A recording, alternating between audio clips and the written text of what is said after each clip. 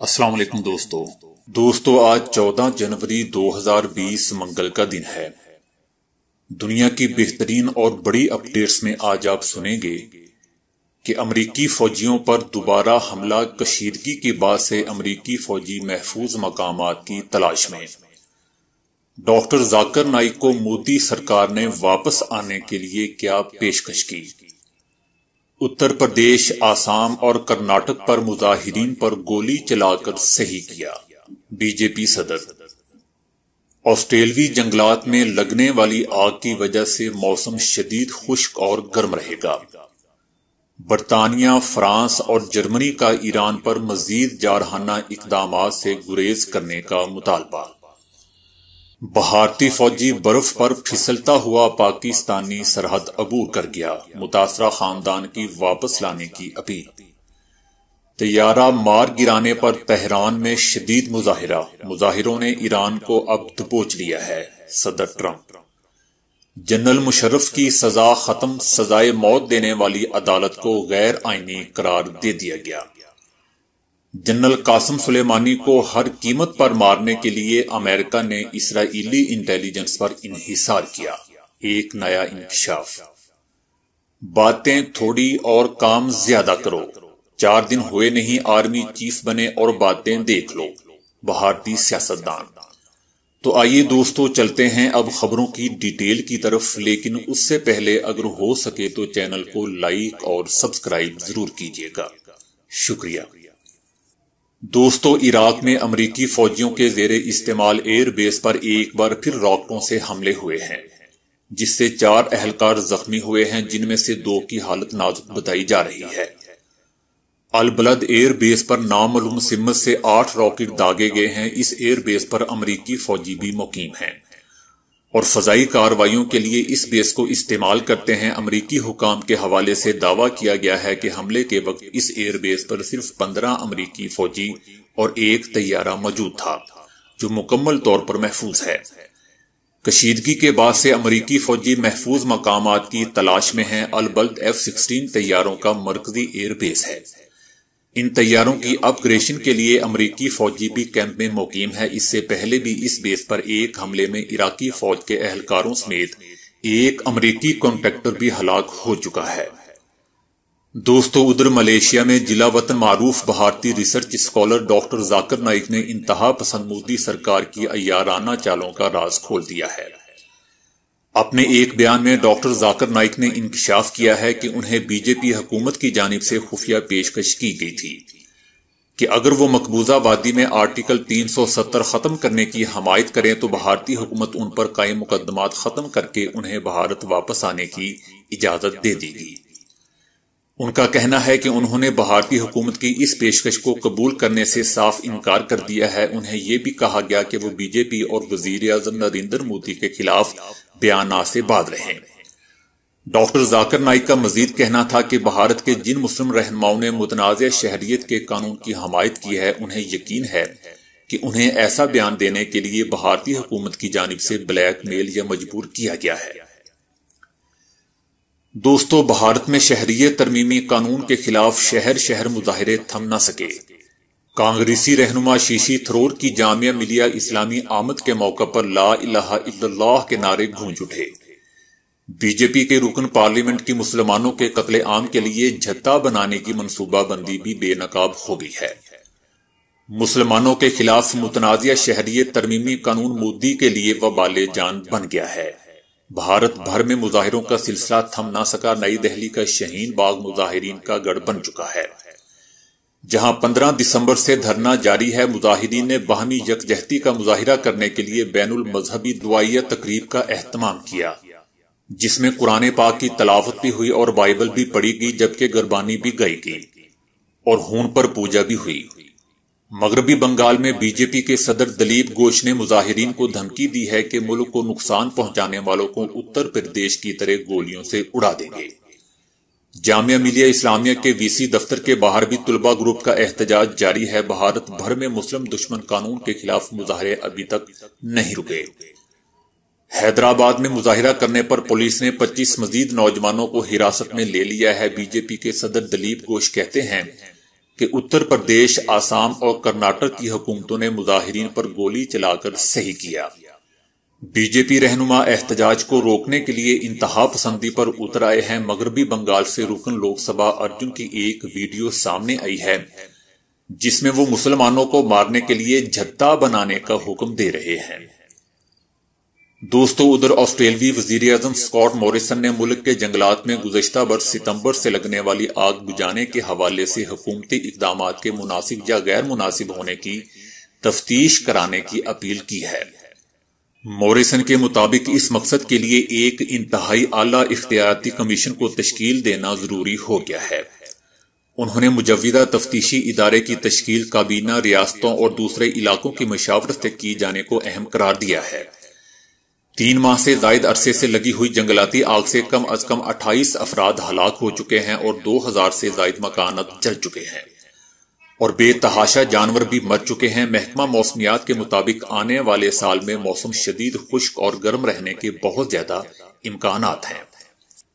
دوستو، ادھر برطانیہ، فرانس اور جرمنی نے ایران سے ایٹمی معاہدے کی مکمل پاسداری اور ایران پر مزید جارحانہ اقدامات سے گریز کرنے کا مطالبہ کر دیا ہے۔ برطانیہ، فرانس اور جرمنی نے ایران پر زور دیتے ہوئے کہا ہے کہ ایٹمی معاہدے سے متصادم تمام اقدامات واپس لے اور معاہدے کی مکمل پاسداری کی جانب لوٹ آئے۔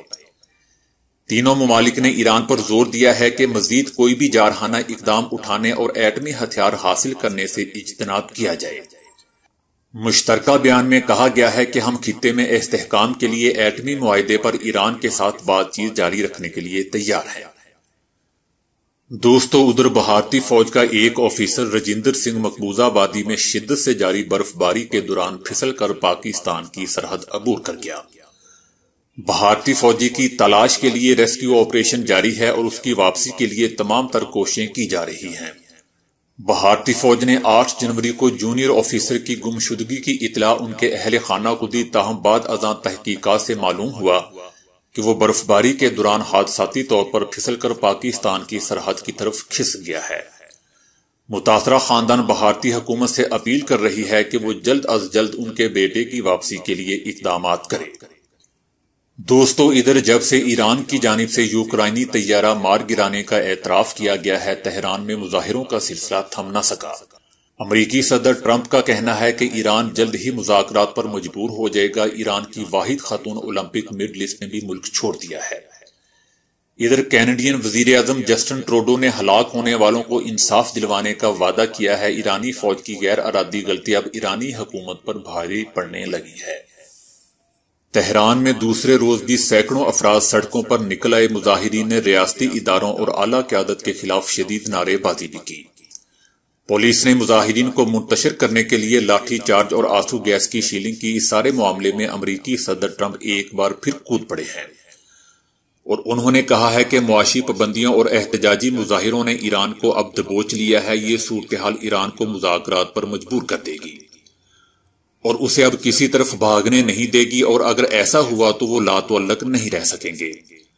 ٹرمپ نے مزید کہا کہ مذاکرات ضرور ہوں گے اور ایران کو ایٹمی ہتھیار بنانے نہیں دیں گے۔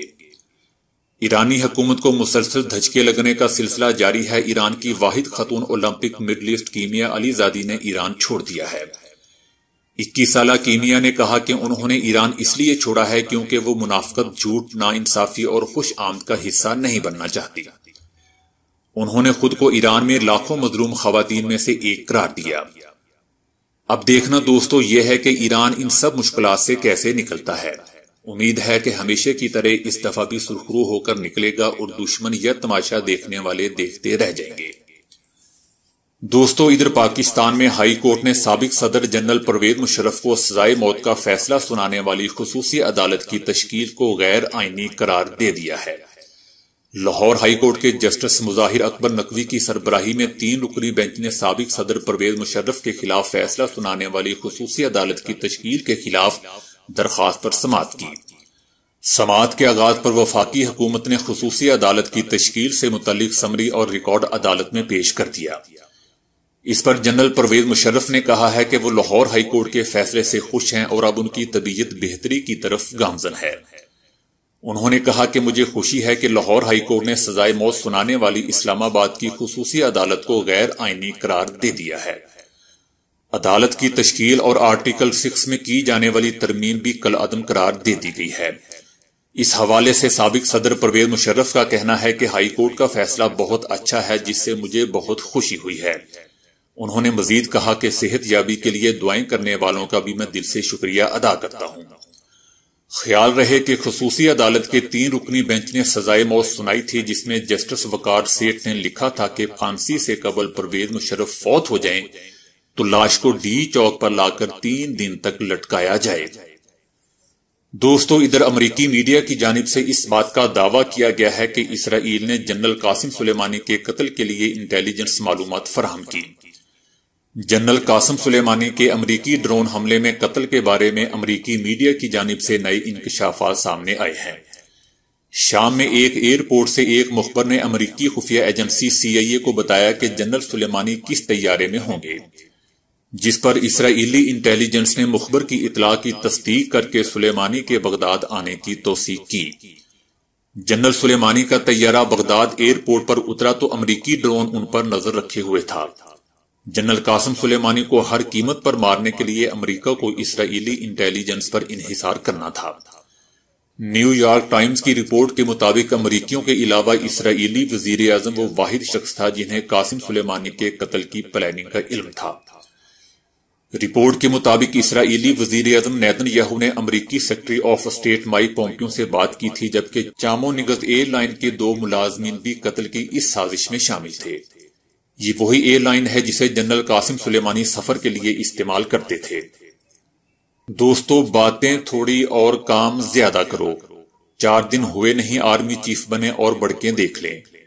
دوستو، یہ میں نہیں کہہ رہا بلکہ بھارت کے ہی سیاستدان کہہ رہے ہیں۔ بھارتی آرمی چیف کو خود کو ہندوستانیوں نے تقریباً بے عزت ہی کر کے رکھ دیا۔ بھارت میں اپوزیشن رہنما پاکستان پر قبضے کے خواب دیکھنے والے آرمی چیف منوج پر برس پڑے۔ سیاسی رہنماؤں نے آرمی چیف پر زور دیا ہے کہ وہ سیاسی بیان بازی کی بجائے اپنے کام پر توجہ دیں، باتیں کم اور اپنی پیشہ ورانہ مہارت کے حصول پر زیادہ توجہ دیں۔ رنجن چودھری نے کہا کہ بے مقصد دھمکیوں کی بجائے اپنے کام پر دھیان دیں تو زیادہ بہتر ہے۔ دھمکیاں دینا سیاستدانوں کا کام ہے، وہ ان کو کرنے دیں۔